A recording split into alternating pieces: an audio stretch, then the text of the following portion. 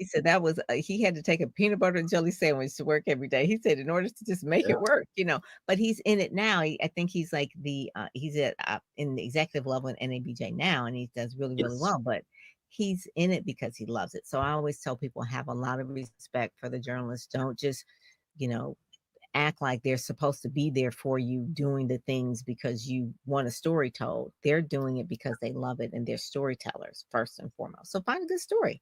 Pitch them a good story. That's basic.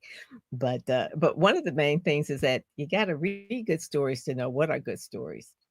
Yes.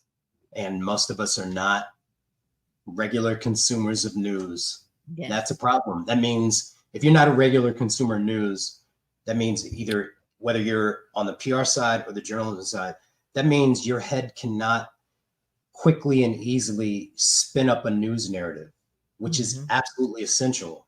Yeah. You need to be able to spot a story and be able to almost involuntarily feel a narrative starting in your head.